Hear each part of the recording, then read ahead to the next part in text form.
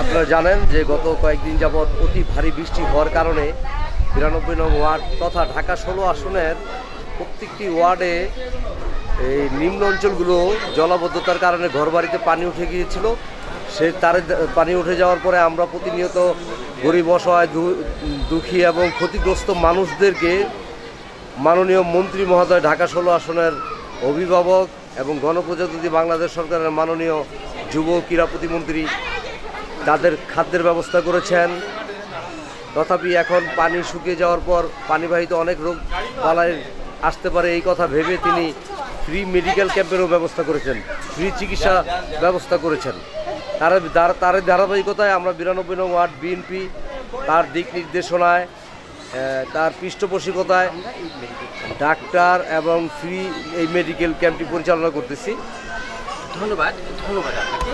স্বাস্থ্য সেবায় free medical camp বসানো হয়েছে। ঢাকা ১৬ আসন অভিভাবক যুব ও ক্রীড়া বিষয়ক প্রতিমন্ত্রী আমিনুল হক সাহেবের নিজ অর্থায়নে এই ফ্রি মেডিকেল ক্যাম্প উপস্থিত আছেন। ফ্রি মেডিকেল ক্যাম্পে যুব ও ক্রীড়া বিষয়ক প্রতিমন্ত্রী আমিনুল হকের প্রতিনিধি হিসেবে যিনি আছেন উপস্থিত এখানে ঢাকা মহানগর উত্তর বিএনপি যুগ্ম আহ্বায়ক ৭ নং ওয়ার্ড কৃতি সন্তান ৬ নং ওয়ার্ড বিশিষ্ট সমাজসেবক মাহবুব আলম মন্টু।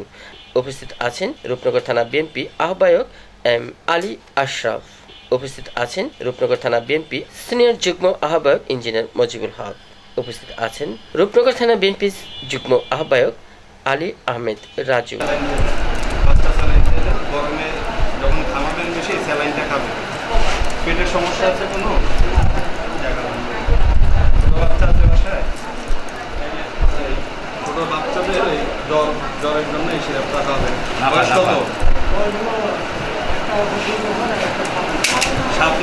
7 মাসে দিবেন না, 2 বছর যেটা 1/2 চামচ করে 3 বার খাওয়াবেন বরাবর। জ্বর ঠান্ডা কাশিতে এটা খাওয়াবেন। হ্যাঁ এই আসেন এটা একটা করে 2 বার খাবেন ঠান্ডার জন্য কাশি। হ্যাঁ আর এটা আপনার একটু ঘুম হবে, তারপরে এটা খেলে আপনার ওষুধটা ভালো হবে।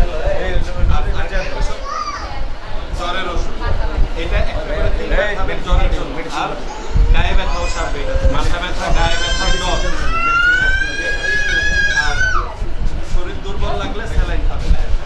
আর বাথরুমে যতবার বাথরুমে যাবেন স্যালাইন খাবেন। আপনারা এইভাবে না আপনারা একটু বসে